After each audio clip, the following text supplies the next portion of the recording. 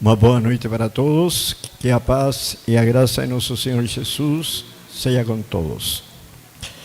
Bem, já hoje chegamos na quarta-feira, quarta não, chegamos, pôr do sol começou a quarta-feira, já chegamos na quarta-feira, só que estamos no tema, foi sábado, domingo, segunda e terça, o quarto tema. Estudamos sobre o Espírito Santo, a terceira pessoa da divindade. Isso foi no sábado. E vimos que a presença do Espírito Santo se manifestou desde o Gênesis até o Apocalipse, participando da criação, da redenção, da direção da igreja, condução da igreja, a correção da igreja e, finalmente, completando a obra da salvação. Isso é maravilhoso, porque quando nós lemos as altas expectativas do Senhor com respeito ao ser humano, nos enfrentamos diante de impossibilidades. Ser santo como o Senhor Jesus era santo. O Senhor diz várias vezes: sede santo como eu sou santo. Sede perfeito como eu sou perfeito. O Senhor está dizendo, mas Ele diz isso porque toda a obra da transformação do ser humano está sob a responsabilidade dele. O que eu devo fazer é não interferir no plano de Deus. Se eu não interfiro, Deus vai cumprir seus propósitos. E então nós estudamos no dia seguinte, no domingo, à tarde, nós estudamos, sábado à tarde, preparação para a chuva seródia. Preparação para receber o poder do Espírito Santo para o encerramento da pregação do Evangelho no mundo. E estar preparados para o tempo que se vão derramar as 7 taças da ira de Deus. Porque assim como Deus é amor, Deus é justiça. O pecado não tem lugar no reino de Deus. Sabe, o pecado é um acidente que houve no mundo. E somente este mundo pecou. E Cristo veio para restaurar-nos. Agora, se eu não permito ser restaurado, certamente vou ser objeto dos juízos de Deus nesse mundo.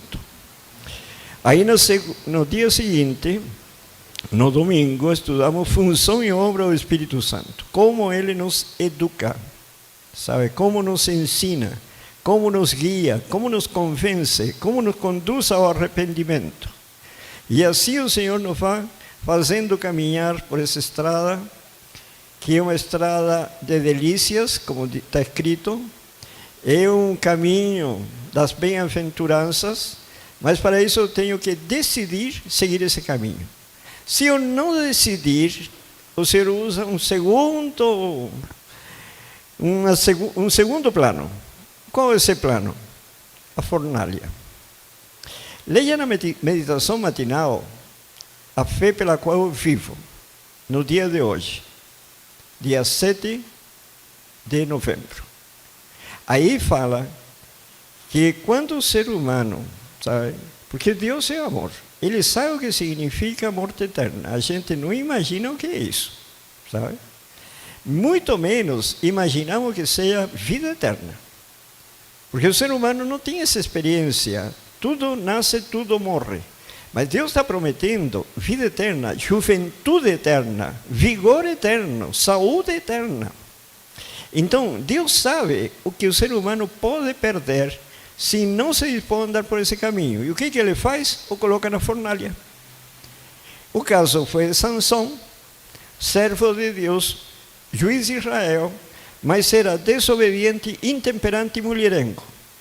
Como podia levar o Senhor esse homem para o céu? Desse jeito. Porque com a mente que nós temos aqui, é a que nós vamos, desde que seja transformada. O que o Senhor fez? Permitiu que fosse preso, fosse humilhado, acorrentado, maltratado, furaram os olhos, e afinal, Sansão permaneceu fiel ao Senhor. Foi salvo, mas esse não era o caminho para chegar no céu. E assim conosco. Ontem nós estudamos sobre o nascido do Espírito Santo. Para nós podermos chegar na vida eterna, temos que nascer de novo. O que significa nascer de novo? Aprender tudo de novo. tudo. Desaprender todos os costumes, práticas, hábitos. Assim como quando uma criança nasce, tem que aprender a caminhar, a falar, a comer, aprender tudo. Da mesma maneira, nós temos que aprender tudo de novo. É um processo difícil, porque imaginem que você é colocado num lugar, em uma terra, em que ninguém fala português. E você tem que se comunicar com as pessoas. Imagine na China, no Japão, na Coreia. E você precisa comprar, precisa buscar trabalho, precisa se comunicar. O que tem que fazer? Aprender a falar. É um processo rápido, bem demorado. Nós temos que aprender muito mais do que isso. E hoje nós vamos estudar sobre a chuva temporal, que é comunhão com o Espírito Santo. Na comunhão com o Espírito Santo, nós precisamos algo muito importante. E nessa comunhão, ele nos vai educando, mas ao mesmo tempo, ele também nos vai guiando, não somente guiando, nos dá força para poder caminhar junto com ele. Agora, tudo isso se fez necessário porque um dia entrou o pecado na terra. Observe o que está escrito em Romanos, capítulo 5, versículos 12 e depois 19. Verso 12, capítulo 5, verso 12. Portanto, assim como por um só homem entrou o pecado no mundo, e pelo pecado a morte, assim também a morte passou a todos os homens, porque todos pecaram. E no verso 19 diz: porque pela desobediência de um só homem, muitos se tornaram pecadores. Como se instalou o pecado nesse mundo? Pela desobediência de uma única pessoa. E todos se tornaram pecadores. E o grande problema é que pais pecadores, como nascem os filhos? Pecadores. Então todos nascemos condenados à morte eterna. Por isso que Cristo veio para nos salvar. E aí acrescenta algo muito importante. Assim também, do mesmo modo, por meio da obediência de um só, Jesus Cristo, muitos se tornarão justos. Assim como pela desobediência se instala o pecado, pela obediência é desarraigado o pecado. Maravilhoso. O Senhor Jesus Cristo, no Evangelho de João, no capítulo 8, veja o que diz o Senhor Jesus no capítulo 8 de João, nos versículos 31 a 34, e depois o versículo 36 e 39. João capítulo 8, versículo 31, diz o Senhor: disse, pois, Jesus aos judeus que haviam crido nele: se vós permanecerdes na minha palavra, sois verdadeiramente meus discípulos. No versículo 32 a 34 ainda, ele acrescenta: e conhecereis a verdade, e a verdade vos libertará. Responderam-lhes: somos descendência de Abraão, e jamais fomos escravos de alguém. Como dizes tu, sereis livres? Replicou-lhe Jesus: em verdade vos digo, que todo que comete pecado é escravo do pecado. Por isso o Senhor diz que se permanecemos na sua palavra, verdadeiramente seremos livres. Verso 36. Se, pois, o Filho vos libertar, verdadeiramente sereis livres. E no verso 39. Então lhe responderam: nosso pai é Abraão. Disse-lhe Jesus: se sois filhos de Abraão, praticai as obras de Abraão. Percebem? A pessoa é escravizada pelo pecado. Isso é uma realidade. ¿sabes? Vícios, enfim, hábitos, práticas, costumes, tudo isso escraviza. Como pode ser libertada? Por meio da palavra. E então a pessoa poderá desfrutar dessa liberdade, não ser, sabe, escravo de hábitos que são prejudiciais até à própria saúde. Quantas pessoas que usam droga e não podem se libertar das drogas?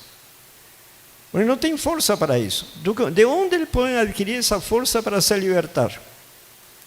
Só da palavra de Deus. A palavra é poder. E é por meio dessa palavra que o Espírito Santo vai restaurando a mente.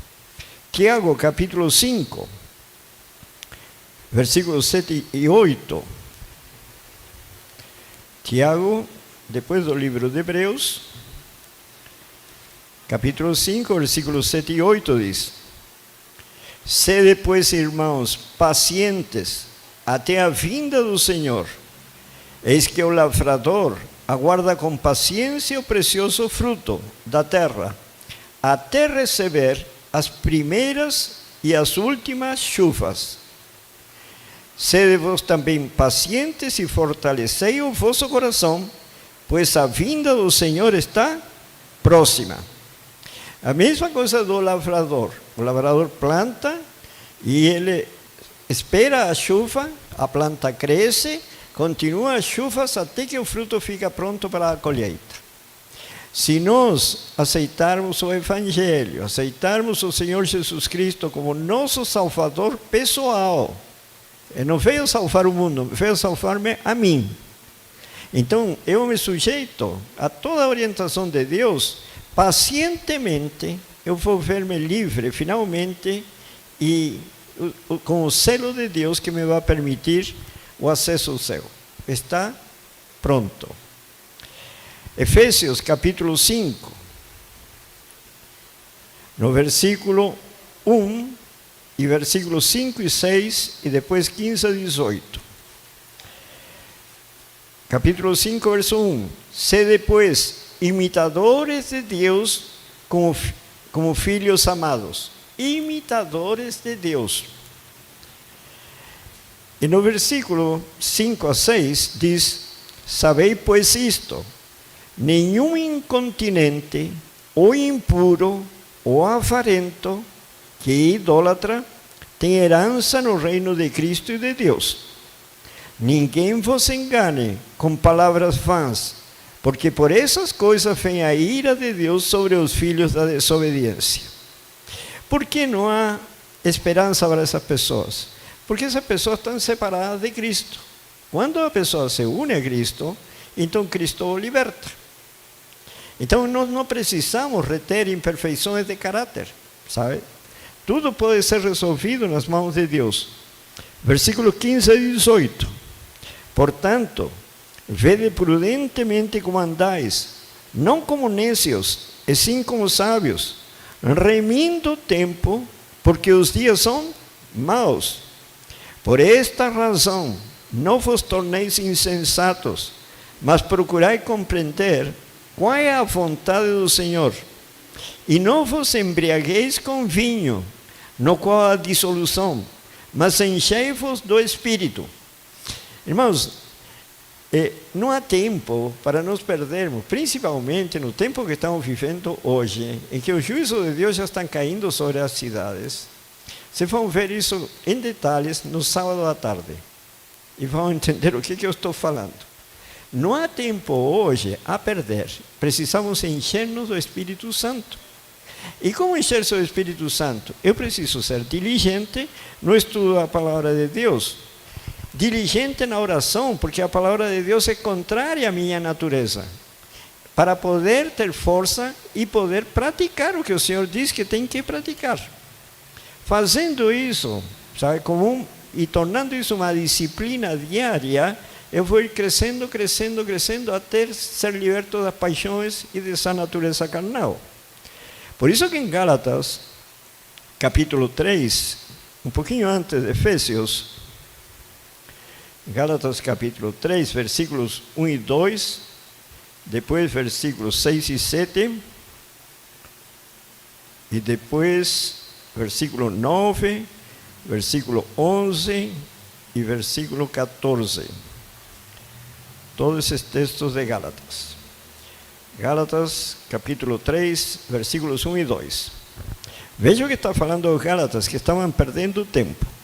Oh Gálatas insensatos, quem vos fascinou a vosotros, ante cujos olhos foi Jesus Cristo exposto como crucificado? Isso é o versículo 1. Versículo 2. Quero apenas saber isto de vós: recebeste o Espírito pelas obras da lei ou pela pregação da fé? Porque a pessoa normalmente tem a tendência a buscar a salvação pelas obras, sabe? Não faço mal a ninguém, sou uma pessoa correta, pago minhas dívidas, sou um bom vizinho, sou um bom trabalhador, um bom empregador, então eu estou certo de que vou para o céu, sabe? Mas não é esse o plano de Deus. O plano de Deus para ir para o céu é que você tenha fé na palavra, aceite a palavra, pratique a palavra, porque a palavra vai corrigir pensamentos, sentimentos, palavras, ações, e as obras vão ser o fruto. Mas eu não posso procurar no fruto sem ter a árvore que vai produzir o fruto. Então, isso que ele está falando, não podem perder de visão o foco do Evangelho. Versículos 6 e 7. É o caso de Abraão, que creu em Deus, e isso lhe foi imputado para a justiça. Sabei, pois, que os da fé é que são filhos de Abraão. Qual foi a promessa que Deus fez a Abraão? Que teria um filho com 100 anos de idade, a esposa já idosa e ainda estéril. E Deus lhe disse que ele seria pai de muitas nações e sua descendência seria como as estrelas do céu. Bom, o fato de Abraão ter acreditado na promessa de Deus e no poder de Deus para cumprir essa promessa, Deus o considerou como se fosse um justo. Por quê? Porque agora, Abraão, acreditando no poder de Deus, é a mesma coisa conosco. Se nós acreditarmos como ele acreditou, de que Deus tem poder para nos libertar do pecado, ele já nos considera um justo agora.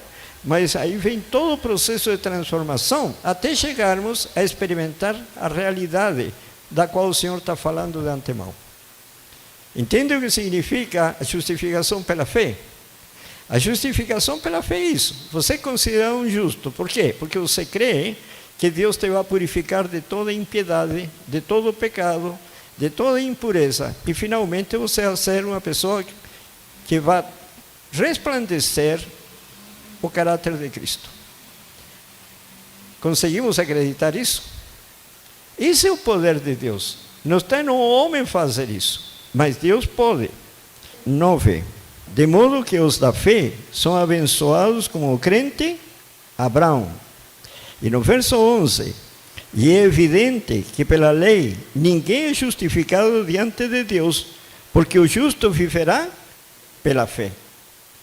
Pela lei, se eu guardo, porque vejam, irmãos, os 10 mandamentos, que também faz parte da lei, de acordo com o que está falando Paulo aqui, os 10 mandamentos, eu posso procurar guardar cada mandamento para ir para o céu, mas não é a forma de ir para o céu.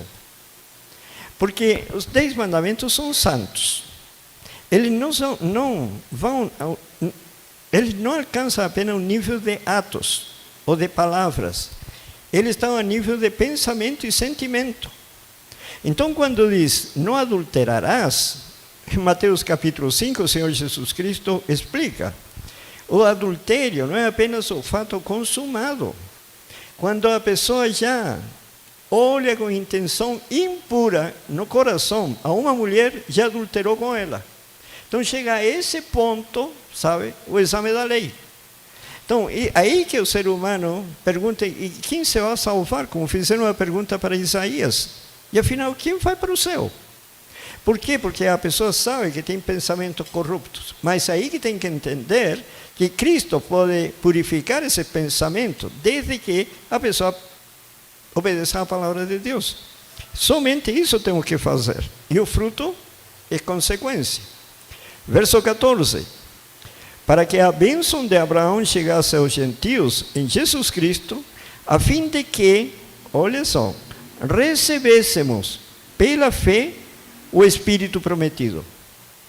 Porque receber o Espírito prometido significa receber o caráter de Deus, a vida de Cristo. Só que isso é um processo que dura a vida toda. Se eu tenho fé e caminho de acordo com a orientação do Senhor, o Senhor vai ir implantando o Espírito Santo em nossa mente. E aí a obediência à lei, as práticas diárias, serão um fruto natural. Não é algo que precisa. Amanhã é sábado, vou ter que ir à igreja. Vou ter que estudar a lição da escola sabatina. Vou ter que passar a lição. Ou vou ter que pregar. Não, não é dessa maneira. Eu tenho que me encher da palavra e o fruto vai aparecer. Sabe? Não é procurar eu fabricar o fruto. É resultado da obra do Espírito Santo na mente, por meio da palavra. E observem o que ele fala em Lucas, agora capítulo 11. As promessas de Deus são maravilhosas. Lucas capítulo 11, no versículo 9 a 11 e versículo 13. Por isso vos digo, pedi e dar-se-vos-á, buscai e achareis, batei e abrir-se-vos-á, pois todo o que pede recebe, o que busca encontra, e quem bate, abrir-se-lhe-á. Qual dentre vós é o pai que, se o filho lhe pedir pão, lhe dará uma pedra? Ou se lhe pedir um peixe, lhe dará em lugar de peixe uma cobra? Quem dos pais faria isso? Verso 13. Ora, se vós que sois maus, sabeis dar boas dádivas aos vossos filhos, quanto mais o Pai Celestial dará o Espírito Santo àqueles que lhe pedirem? Então o Senhor está esperando que nós queiramos ser santos, como o Senhor Jesus Cristo.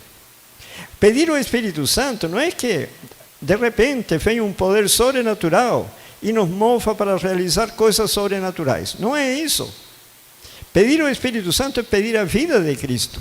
E isso vai sendo implantado diariamente ao longo dos anos. Cada vez vamos ser mais próximos do caráter de Cristo. Romanos capítulo 1. E aqui nós vamos ver promessas sobre promessas. E assim que vão recebendo a chuva temporal, que é essa comunhão com o Espírito Santo diariamente. Então, Romanos capítulo 1, versículo 4, e a última parte do versículo 5. O versículo 4 diz, e foi designado Filho de Deus com poder, segundo o Espírito de santidade, pela ressurreição dos mortos, a saber, Jesus Cristo nosso Senhor. E no versículo 5, bom, vamos ler todo. Por intermédio de quem viemos a receber graça e apostolado, por amor do seu nome, para obediência por fé entre todos os gentios.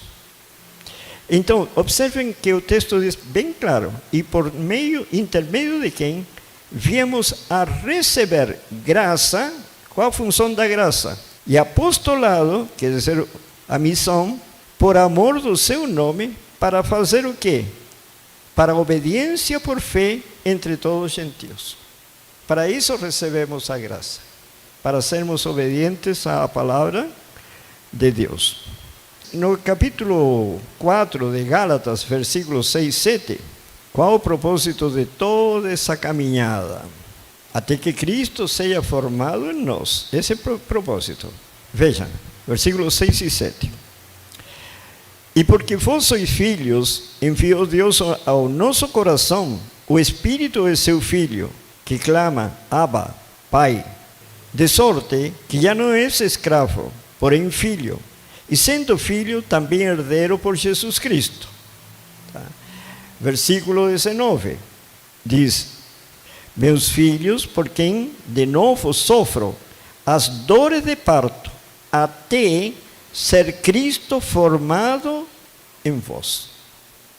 O processo conduz a que Cristo seja formado no nosso interior, nossa mente, a mente de Cristo. Por isso que Paulo diz, nós que temos a mente de Cristo. Então isso tem que ser formado, e esse é todo um processo educativo. No versículo 19, é muito importante não esquecer, até ser Cristo formado em nós. No capítulo 5 agora, versículo 1 e versículo 7, depois o 13, 16, 19 e 25, nos fala da liberdade em Cristo. É uma promessa. Capítulo 5, verso 1. Para a liberdade foi que Cristo nos libertou. Permanecei, pois, firmes, e não vos submetais de novo ao jugo da escravidão. Qual escravidão está falando Paulo? De praticar certas coisas para ser salvo. E isso tem sido a prática de todas as religiões do mundo, inclusive na religião cristã. Praticar boas obras, fazer isso, são méritos que a pessoa atribui então como meio de salvação. E aqui o Senhor diz, não faça isso. Para a liberdade foi que Cristo nos libertou. Você, quando recebe a palavra e a mente é transformada, você pratica as mesmas boas obras, mas como um fruto, algo natural. Você não está pensando em alcançar algum resultado, sabe? Não é um mérito, é quando um empregado, ele realiza o trabalho assim fielmente, na esperança do quê? De um aumento do salário ou de uma promoção. E o Senhor diz, não é esse o caminho. O caminho é você seja fiel, mas para ser fiel tem que ser transformado. E essa fidelidade no trabalho, responsabilidade, enfim, pode trazer benefícios, mas pode ser que não traga. Mas a pessoa continua feliz porque fez o que devia fazer, porque isso é certo fazer. E essa é a vida do cristão na medida que é transformado por Deus. No verso 7, vós corrieis bem. Quem vos impediu de continuar a obedecer à verdade? Porque eles estavam deixando de obedecer à verdade. Verso 13. Porque vós, irmãos, fostes chamados à liberdade, porém, não useis a liberdade para dar ocasião à carne. Sede antes servos uns dos outros pelo amor. Quer dizer, não porque seja libertado do pecado, que vamos aproveitar dessa liberdade para praticar o que não devo praticar. Considerar que essa liberdade me dá essa opção. Essa opção não existe. Versículo 16. Digo, porém, andai no Espírito. Observe o que fala aqui. Digo, porém, andai no Espírito, e jamais satisfareis a concupiscência da carne. Se andarmos no Espírito Santo, quer dizer, recebendo a palavra de Deus, não existe possibilidade que as paixões adquiram o domínio. Ficam completamente sob controle da natureza espiritual que Deus implantou na mente. E essa é a liberdade que Deus nos quer conceder. E verso 19 agora, ao verso 25 diz, ora, as obras da carne são conhecidas, e são prostituição, impureza, lascívia, idolatria, feitiçarias, inimizades, porfias, ciúmes, iras, discórdias, dissensões, facções, invejas, bebedices, glutonarias e coisas semelhantes a estas, a respeito das quais eu vos declaro, como já no passado vos preveni, que não herdarão o reino de Deus os que tais coisas praticam. Perceberam? Não herdarão o reino de Deus. E aqui tem alguns pontos importantes. O que eu fico impressionado, que o Senhor coloca tudo no mesmo nível, tanto idolatria, feitiçarias e outras coisas, junto com glutonarias e bebedices. E o que é glutonaria? Comer além da necessidade do organismo, porque isso interfere no funcionamento da mente e interfere na obra do Espírito Santo. E aqui tem mais um ponto importante. Quando fala de iras, discórdias, dissensões, facções, separações, como se enquadra nisso aí separação entre casais? Está justamente dentro desse versículo. E aí diz, os que praticam Como diz, como no passado vos preveni, que não herdará o reino de Deus os que tais coisas praticam. Nós temos que pensar muito, sabe, nas coisas que nós fazemos e falamos. E além disso, não há mais tempo para perder brigando um casal e pensando em separar-se. O que tem que fazer agora? Se unir e juntos se consagrar para poder auxiliar a família a conhecer o Evangelho, se é que não o conhecem, e todos juntos se prepararem para o encontro do Senhor Jesus Cristo. Não perder tempo em brigas, não perder tempo em pensar em separações. Sabe, existe só uma causa da separação que é aceita pelo céu, quando há adultério em uma das duas partes. Somente esse caso, ou a morte de um dos dois. E no versículo agora 22, nos fala do fruto do Espírito. Mas o fruto do Espírito é amor, alegria, paz, longanimidade, benignidade, bondade, fidelidade, mansidão, domínio próprio. Contra estas coisas não há lei que condene o ser humano. Verso 24. E os que são de Cristo Jesus crucificaram a carne com as suas paixões e concupiscências. Quando a pessoa é de Cristo, recebeu esse poder sobrenatural que lhe permite fazer morrer sua natureza terrena, sua natureza carnal. Quer dizer, não podemos permitir ser dominado pelas paixões. A pessoa pode ter, sabe, inclinação muito forte para certas áreas, mas não é por isso que tem essa inclinação que precisa praticar. Por quê? Porque existe um poder sobrenatural que lhe permite se libertar disso. Não condescender. Se eu condescendo, aí que eu entro em problemas. E o verso 25 diz: se vivermos no Espírito, andemos também no Espírito. Gálatas capítulo 6, versículos 7 e 8. E aqui tem advertências, sabe? Não vos enganeis, de Deus não se zomba, pois aquilo que o homem semear, isso também se fará. Porque o que semeia para a sua própria carne, da carne colherá corrupção. Quem vive para satisfazer suas paixões carnais, das paixões carnais vai colher os resultados. Mas o que semeia para o Espírito, do Espírito colherá vida eterna. Quem vive para satisfazer os reclamos da palavra de Deus, o resultado será vida eterna. Isso é o versículo 8.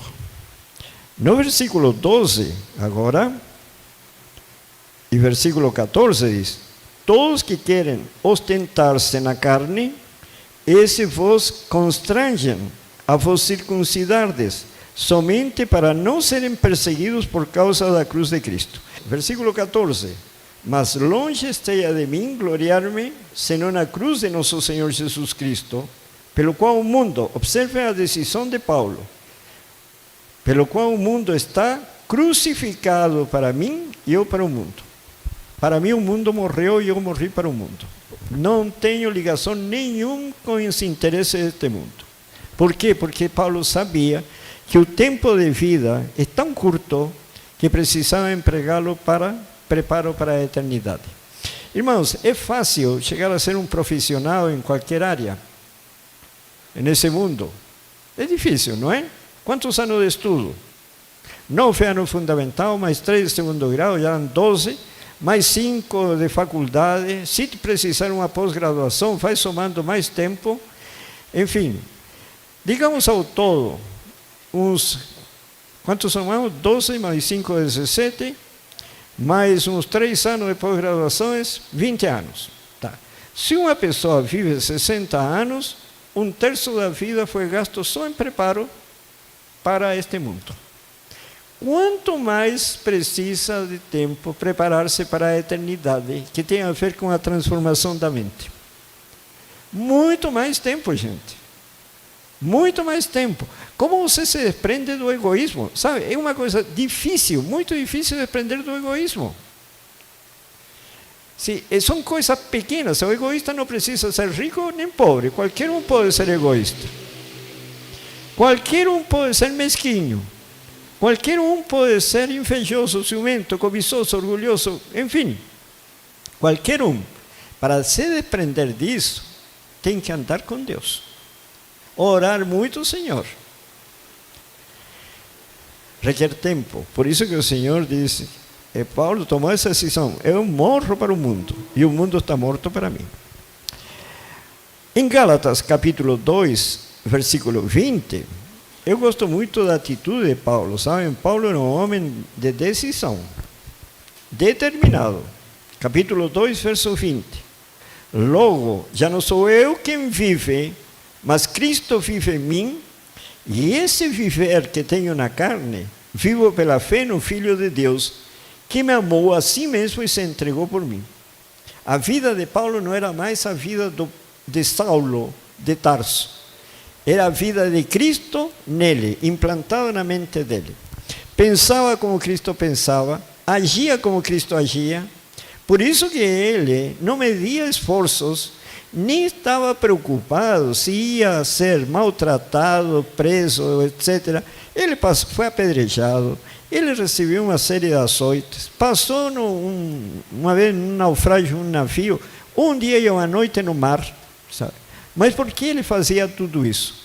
Porque ele sabia, por todo o conhecimento que Deus lhe tinha dado, que ai de mim, diz, se não pregar o Evangelho. Não tinha como se justificar disso. Todo esse conhecimento ele tinha que espalhar no mundo inteiro. E esse era o esforço de Paulo. Veja agora Colossenses capítulo 3. Se nós estivermos nessa comunhão com o Espírito Santo, vamos pensar de uma maneira diferente, vamos agir de maneira diferente. Colossenses capítulo 3. Observe o que diz aqui Paulo. Portanto, versículo 1 ao versículo 5. Portanto, se fostes ressuscitados juntamente com Cristo, quer dizer, se você ressurge para a vida com Cristo, buscai as coisas de onde? Lá do alto, onde Cristo vive, assentado à direita de Deus. Pensai nas coisas lá do alto, não nas que são aqui da terra. Por quê? Porque morrestes e a vossa vida está oculta juntamente com Cristo em Deus. Quando Cristo, que é a nossa vida, essa era a experiência de Paulo, e essa que nos está mostrando para ser imitador, que a nossa vida se manifestar, então vós também sereis manifestados com Ele em glória. Verso 5. Fazei, pois, morrer a vossa natureza terrena, a prostituição, a impureza, a paixão lascívia, o desejo maligno e a avareza que é idolatria. E por estas coisas é que vem a ira de Deus sobre os filhos da desobediência. Buscai as coisas de cima, irmãos. Veja, nós podemos buscar exemplos simples. De onde são as telenovelas? Lá de cima ou aqui de baixo? De onde são as telenovelas? De cima ou de baixo? Bem de baixo. E o Senhor diz, buscai as coisas lá do alto. E assim, se começamos a analisar o que nós vemos, o que nós ouvimos, o que nós comemos, sabe? Para onde estão direcionados nossos planos? Se estão em relação aos interesses lá de cima ou aos interesses aqui de baixo. É isso que mostra, por isso nós temos que usar os indicadores para saber se estou caminhando na direção correta ou não. Porque no final, nós vamos para um juízo. E nesse juízo serão avaliadas não somente as obras, vão ser avaliadas as palavras, os pensamentos, os sentimentos, o caráter. É isso que vai decidir vida eterna ou morte eterna. Então, por isso eu não posso perder tempo hoje. Esse mundo atrai com muitas coisas, mas se eu me deixo seduzir por essas coisas, vou perder, sabe, o sentido, o foco. E dessa maneira, vão passando os anos, a pessoa adoece, envelhece, primeiro envelhece, adoece e finalmente morre. Só que aí o resultado pode ser vida eterna ou morte eterna. Vai depender do que Cristo pode realizar. Porque pode. Deus pode tudo. Mas o que o ser humano permitiu para Cristo realizar na vida dele. Atos, capítulo 5, versículo 32. Nós precisamos receber o Espírito Santo. Quer dizer, receber a vida de Cristo, que é o caráter de Cristo. E a Atos 5:32, o apóstolo Pedro diz assim: ora, nós somos testemunhas destes fatos, e bem assim o Espírito Santo, que Deus otorgou aos que lhe obedecem. Quem vai receber o Espírito Santo? Os que obedecem à palavra de Deus. Provérbios capítulo 1, versículo 23. Atentai para a minha repreensão, eis que derramarei copiosamente para vosotros o meu Espírito, e vos farei saber as minhas palavras. Então, quando o Senhor derrama o Espírito, nos está abrindo a palavra de Deus para compreendê-la. Por isso que em 2 Samuel nos fala de encher-nos da palavra de Deus.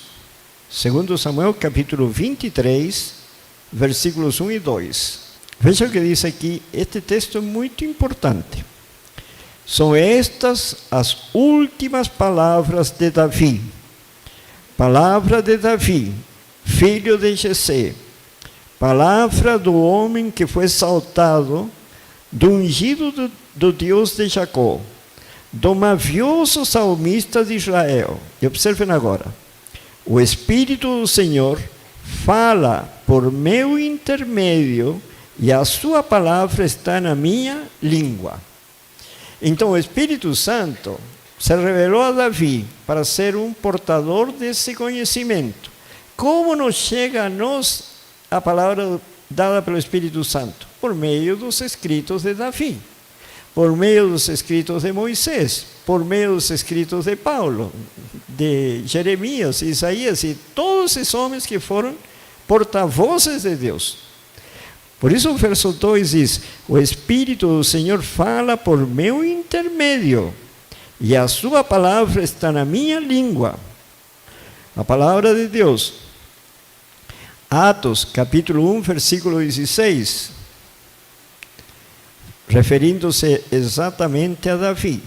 Diz o Senhor: irmãos, convinha que se cumprisse a Escritura, que o Espírito Santo proferiu anteriormente por boca de Davi, acerca de Judas, que foi o guia daquele que prenderam Jesus. Então, como se comunica o Espírito Santo conosco? Por meio da palavra, das Sagradas Escrituras. E isso nós podemos ver em muitos textos. 2 Pedro, capítulo 1, versículo 19 a 21. Verso 19.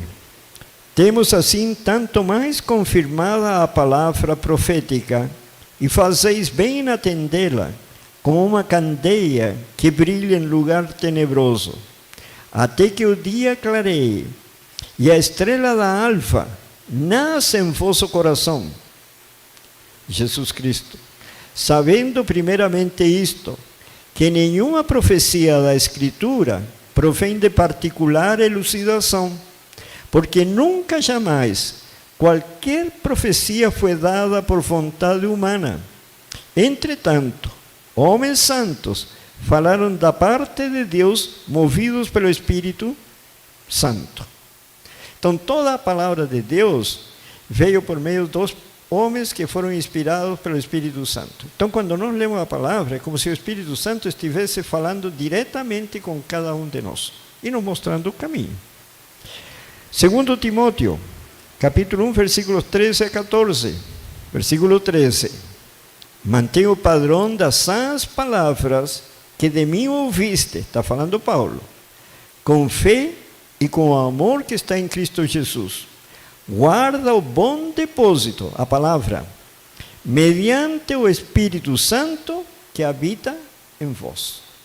Pela palavra nós recebemos o Espírito do Espírito Santo, da pessoa do Espírito Santo. É impressionante isso, quando pensamos o que significa receber o Espírito Santo. Tiago, capítulo 1, versículo 18 a 21. Pois segundo o seu querer, Ele nos gerou pela palavra da verdade, para que fôssemos como que primícia às suas criaturas. Vejam que promessa. Para ser como primícia às suas criaturas. No versículo 21 agora. Portanto, diz, despojando-vos de toda impureza e acúmulo de maldade, acolhei com mansidão a palavra em vós implantada, a qual é poderosa para salvar a vossa alma. Como o Senhor nos salva do pecado? Por meio da palavra. Implantada, ela é poderosa para nos salvar. Por isso diz, recebei com mansidão. Irmãos, nós temos que entender o seguinte. Nossa enfermidade é mortal. Sabe, a enfermidade que nós todos temos, se chama pecado, é mortal. Para curar nossa enfermidade, eu tenho que tomar o único remédio capaz de nos libertar. Que remédio é esse? A palavra de Deus. Quando obedecida. Então, eu tenho que ter consciência da minha necessidade de obedecer. Certamente, em muitos dos casos, eu acho que a maioria, não vamos gostar da palavra. A palavra normalmente é boa ou é má? Se fosse boa, todo mundo estudaria a Bíblia, praticaria o que está na Bíblia. Então, é contrária à natureza do ser humano.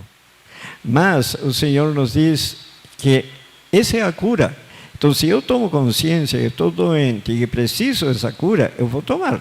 É como um remédio amargo, que depois se torna doce. Na medida que a pessoa vai sendo transformada, você se deleita em ler a palavra. Não acha nada estranho, nada deixa assim a pessoa escandalizada do que está escrito. Você entende o plano de Deus, você vê que no juízo de Deus, no Antigo Testamento principalmente, era um juízo de muita misericórdia, sabe? Mas esse juízo implicava na morte de muita gente. Mas Deus, para salvar, é como num processo. A pessoa está com câncer, tem que remover um tumor. Na remoção do tumor, a pessoa pode perder uma mama.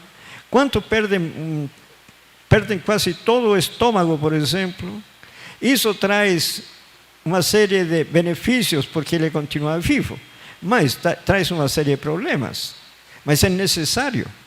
Então, quando Deus vê que o ser humano não tem solução, e não tem mesmo porque não quer, então o Senhor elimina por causa que muitos outros vão ser prejudicados, como câncer. Se não interferem diretamente, uma intervenção direta do médico para retirar essa parte afetada, vai afetar o organismo todo e a pessoa morre. Então o Senhor tem atitudes assim, que para a pessoa que é carnal, acha o cúmulo de Deus fazer isso. Não, vai estudando a palavra de Deus e vai entender, todos são atos de amor e misericórdia. Por que o Senhor não leva ninguém obrigado para o céu? Porque Deus deu a liberdade de escolha. Temos o livre-arbítrio, sabe? Deus não quer que ninguém faça o que não quer fazer. Mas Deus vai alertando, advertindo, admoestando, mostrando o lado positivo, mostrando as consequências do lado negativo, e assim por diante. Precisamos pensar muito nisso. Receber a palavra com mansidão. Efésios capítulo 2. Aqui estão as promessas e mais promessas. Versículo 19 a 22.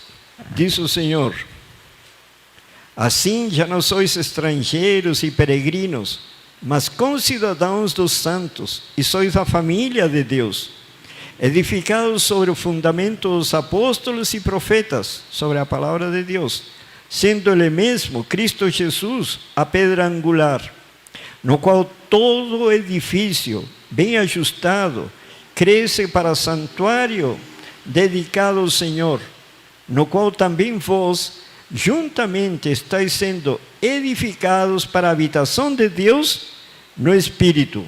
Verso 22. Estamos sendo edificados para morada de Deus em Espírito. Efesios capítulo 3, versículo 14, y después versículos 16 a 19. Verso 14, por esta causa me pongo de joelhos diante do Pai.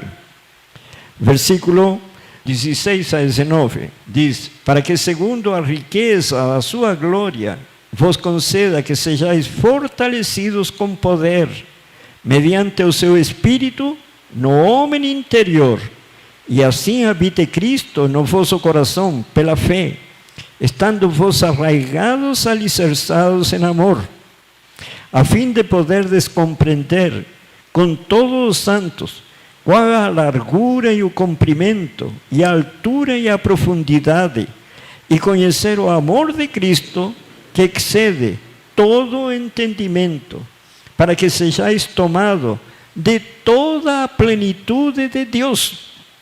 Esse é o plano da salvação. Não irmos para o céu com mau caráter, mas isso tem que ser resolvido aqui na terra. E a solução não vem de um propósito humano, de um plano do ser humano, de um esforço puramente humano. Não. É quando a pessoa decide fazer a vontade do Senhor, o Senhor lhe dá força para ele vencer todas as dificuldades que ele tem no caminho. E vai vencendo no poder de Deus. Outra promessa maravilhosa, 2 Tessalonicenses, capítulo 2, versículos 13 e 14, diz o Senhor: entretanto, devemos sempre dar graças a Deus por vós, irmãos amados, pelo Senhor, porque Deus vos escolheu desde o princípio para a salvação, pela santificação do Espírito e fé na verdade, para o que também vos chamou, mediante o nosso Evangelho, observem, para alcançardes a glória de nosso Senhor Jesus Cristo. E o que é a glória? O caráter de nosso Senhor Jesus Cristo. Que promessa maravilhosa. Outra promessa, Efésios capítulo 1, versículo 3 e 4. Promessa sobre promessa. Verso 3, bendito Deus e Pai de nosso Senhor Jesus Cristo, que nos tenha abençoado com toda sorte de bênção espiritual nas regiões celestiais em Cristo, assim como nos escolheu nele antes da fundação do mundo, observem, para sermos santos e irrepreensíveis perante ele e em amor. Santos e irrepreensíveis. Essa é a obra do Espírito Santo. Efésios capítulo 5, mais uma promessa. São promessas sobre promessas, versículos 3 e 4. E depois 25 a 27. Mas, diz, a impudícia e toda sorte de impurezas ou cobiça, nem sequer se nomeiem entre vós, como convém aos santos. Nem conversação torpe, nem palavras vãs ou chocarrices, coisas essas inconvenientes, antes, pelo contrário, ações de graça. E no versículo 25 a 27, ele acrescenta, para que a santificasse, tendo-a purificado por meio da lavagem da água pela palavra. Como somos purificados? Pela palavra. Para apresentar a si mesmo igreja gloriosa, sem mácula, nem ruga, nem coisa semelhante, porém santa e sem defeito. Esse é o plano do Senhor. 1 Timóteo, e aqui este texto eu acho muito interessante. 1 Timóteo, capítulo 6, versículo 12. Combate o bom combate da fé. Toma posse da vida eterna, para a qual também foste chamado, e de que fizeste boa confissão perante muitas testemunhas. Combate o bom combate da fé. Toma posse da vida eterna, para a qual também foste chamado. Irmãos, quando o Senhor prometeu Canaã, para tomar posse de Canaã, eles tiveram que empunhar a espada e enfrentar o inimigo, e expulsar o inimigo, e matar o inimigo. Foi assim ou não foi assim? Sim. Nós também, o Senhor nos concedeu a vida eterna, mas não temos que tomar posse da vida eterna. Temos que empunhar a espada. Qual a espada que temos que empunhar? A palavra de Deus. Mas não somente empunhar a espada, nós temos que lutar contra a nossa natureza carnal. E para isso temos que orar. Clamar ao Senhor para que nos dê poder para vencer maus traços de caráter. Irmãos, isso é muito importante. Cada dia nós temos que ser vencedores. E afinal, o que significa tomar posse da vida eterna? É o que explicou Gálatas, que temos lido todas as noites, no capítulo 5. Se lembram? No versículo 22 e 23. Mas o fruto do Espírito é amor, alegria, paz, longanimidade, benignidade, bondade, fidelidade, mansidão, domínio próprio. Contra estas coisas não há lei. Tomar posse significa já a obra concluída do Espírito Santo em nossa vida, e nós lutamos contra o nosso próprio eu, vencendo cada mau traço de caráter. E aí se manifesta esse fruto. Se eu quero saber se realmente estou sendo vitorioso, preciso saber o que é o amor. E o texto que nós temos lido toda a noite, que está em 1 Coríntios, capítulo 13, versículos 1 a 7. Ainda que eu fale as línguas dos homens e dos anjos, se não tiver amor, serei como bronze que soa, ou como símbolo que retine. Ainda que eu tenha o dom de profetizar, e conheça todos os mistérios e toda a ciência, ainda que eu tenha tamanha fé, a ponto de transportar montes, se não tiver amor, nada serei. Ainda que eu distribua todos os meus bens entre os pobres, e ainda que entregue o meu próprio corpo para ser queimado, se não tiver amor, nada disso me aproveitará. E o que é o amor então? No verso 4, o amor é paciente. Então, se o fruto está presente em mim, eu tenho que manifestar isso em paciência. O amor é paciente, é benigno. O amor não arde em ciúmes, não se ufana, não se ensoberbece, não se conduz inconvenientemente, mas procura os seus interesses.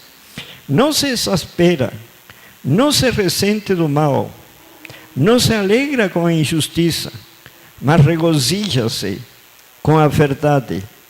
Tudo sofre, tudo crê, tudo espera, tudo suporta. Então, isso que nós precisamos fazer um exame diário. E eu estou lendo, quase todo dia estou lendo esse texto. Com que propósito? Quero saber se o fruto está sendo desenvolvido em mim. Se não está, eu vejo que me ressinto do mal, que eu me ensoberbeço, se tenho ciúme, se não sou benigno, se não sou paciente, enfim, se só procuro os meus interesses, etc., etc., significa que eu preciso de Cristo. Mais ainda, para vencer todos esses maus traços. Porque para tomar posse, eu preciso ter esse fruto, que é o resultado de uma vida toda, é a obra do Espírito Santo em mim. Mas para isso eu tenho que cooperar. Não somos como um deserto. Normalmente o ser humano, todos somos iguais. Mas existe um milagre, irmãos, que é o que realiza o Espírito Santo em nossa vida. E vocês vão ver um vídeo agora de um deserto florido. Esse deserto, o deserto de Atacama, no Chile. Tá? É muito impressionante. Quem fala de deserto e nunca foi para o deserto, não imagina o que significa isso. É só pedregulho, areia, chega nas montanhas, as montanhas são coloridas, não porque tem mata, sabe? Porque não tem nenhum arbusto, não tem nada, mas as cores são muito lindas, porque são minerais. Tá? Então você vê partes laranja, verde, azuladas, é muito bonito. Mas é deserto, são quilômetros e quilômetros e quilômetros. Eu andei por todo esse deserto, atravessei ele ao longo do Chile, São mais de 2.000 quilômetros de deserto e você não vê nada, a não ser uns oásis, uns riachos que descem da cordilheira e em torno desse riacho alguma vegetação. Saiu dali e continuou o deserto. Mas, cada 8 anos, mais ou menos em média, cai uma chuva. Mas é uma chuva que, não me lembro bem, mas o vídeo fala, são poucos milímetros de água e floresce o deserto. Parece um tapete de flores. Bom, ele representa muito bem a chuva temporal. Lembrem-se deste vídeo, porque no sábado nós vamos estudar sobre a chuva seródia. E vou mostrar outro vídeo, que é o deserto do Negueb. O deserto do Negueb é o deserto no sul da Palestina.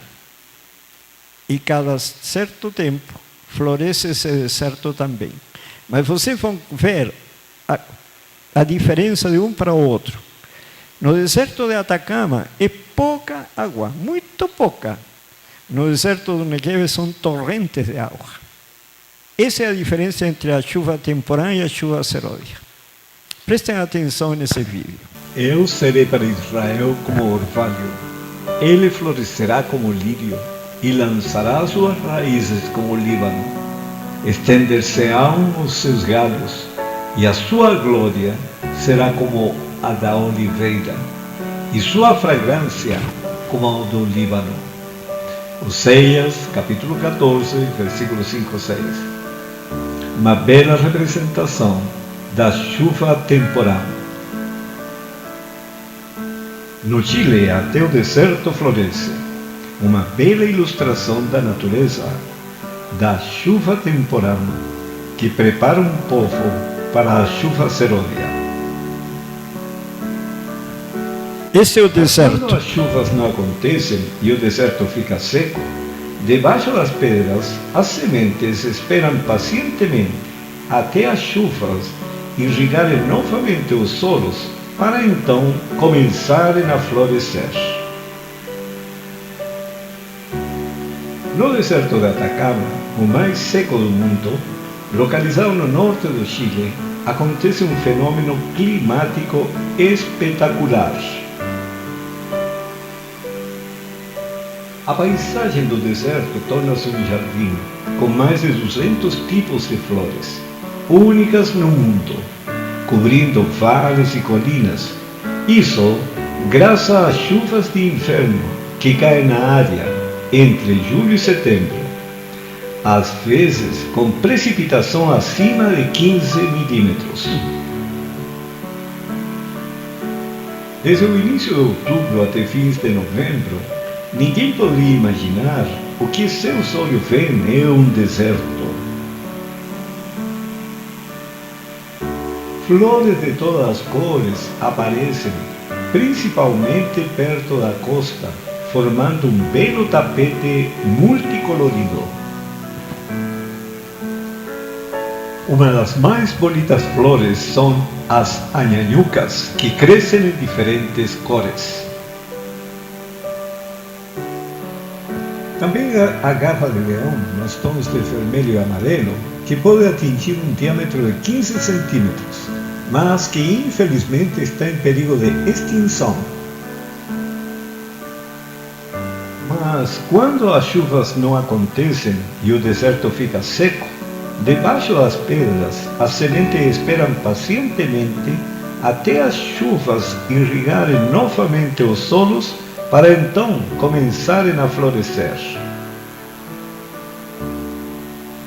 O fenômeno ocorre de 3 a 8 anos, dependendo das chuvas, e é possível graças às plantas que se adaptaram ao clima do deserto para manter suas sementes alguns centímetros sobre a superfície por anos e mesmo décadas. Basta uma pequena quantidade de chuvas para iniciar o ciclo. Assim, em lugares onde você nunca viu vegetação, plantas e flores aparecem em números extraordinários. Em um ano úmido de chuvas, o deserto transforma-se em um mar, mas um mar de flores. Esse curioso evento climático é atribuído ao fenômeno chamado de El Niño, oscilação do Sul. As regiões privilegiadas com esse fenômeno são maravilhosas, principalmente na estrada costeira entre Puerto Viejo e Huasco. O mais impressionante são as planícies de Vallenar e Copiapó. Também o deserto, em geral, torna-se mais verde. O fenômeno do deserto florescer provoca um forte impacto sobre o ecossistema da área. Durante este evento, aumenta drasticamente a quantidade de insetos e pássaros, que em anos secos são muito poucos. O Chile é um país de contrastes e, graças à sua geografia única, pode ser alcançado em poucas horas. De uma montanha para o mar, de um vulcão para um lago, de um geyser para uma floresta, das montanhas para os campos e de um deserto para um campo fértil, que é uma bela ilustração do poder transformador do Espírito Santo na chuva temporal. Com suas montanhas, sua majestosa cordilheira dos Andes, seus rios e lagos, seus campos, seu mar extenso e suas principais cidades, o Chile é mais uma manifestação do grande amor de Deus. Um país onde até o deserto floresce, uma bela ilustração da natureza, da chuva temporal, que prepara um povo para receber a chuva seródia e, finalmente, encontrar-se com o Senhor Jesus Cristo vindo em glória e majestade.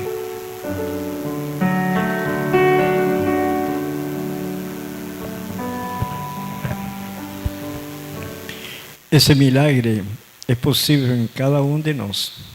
Todos nós podemos florescer da mesma maneira. Somos como um deserto. Mas quando essa chuva temporal vai caindo sobre nós, por meio da palavra, o Espírito Santo nos vai transformando. E vai aparecer esse fruto do Espírito. Assim como nesse deserto. Vocês vão ver 15 milímetros, falou a chuva. Acontece em um ciclo de 3 a 8 anos. É variável. Não é todo ano que acontece. No sábado vamos estudar a chuva seródia. Aí veremos a comparação com as chuvas lá no deserto do Negev, na Palestina. É algo impressionante o que Deus quer realizar em cada um de nós. Agora eu pergunto, estamos dispostos a resplandecer para a honra e glória do Senhor Jesus? A decisão em nós, o poder é de Deus. Que o Senhor abençoe a todos. Oremos. Querido Santo Pai que está nos céus, muito obrigado, Senhor, porque a palavra do Senhor traz esperança, traz certeza de que a obra que o Senhor começou em nós será concluída. Mesmo sendo um deserto, desolado e habitado por animais ferozes, mas seu Santo Espírito pode transformá-lo em um jardim. Flores de diversas cores. Assim também pessoas com características diferentes, mas todos resplandecendo o caráter do Senhor Jesus. Agradecemos, Senhor, porque a obra é desde o início até o fim uma obra do Senhor. Permita-nos, no dia de hoje, tomar decisões. Querer alimentar-se da palavra do Senhor. Querer praticar os ensinos da palavra. E buscar no Senhor força sobrenatural, uma força que vem do alto, para poder obedecer à palavra. E desfrutar, com o transcorrer do tempo, das mudanças acontecidas em nossa pessoa. Veremos que seremos cada vez diferentes, melhores e veremos que quanto o Senhor tem feito por nós e qual o preço que pagou para conceder-nos a transformação. O sacrifício de Cristo na cruz do Calvário. Porque sem o Senhor ter sido obediente até a morte e morte de cruz, nunca poderia ter nos deixado um exemplo para ser seguido, sabendo que o resultado é vida eterna. Que o Senhor abençoe a cada um dos que está presente. Cada um toma uma decisão firme, se desprender do mundo e viver para o Senhor, porque o Senhor merece. Nosso coração impuro, para que o sacrifício não tenha sido em vão. Que isso aconteça em cada um dos que está presente aqui e possamos todos nos reunir, afinal, felizes e dar as boas-vindas ao nosso Salvador. Lhe agradecemos em nome do Senhor Jesus. Amém.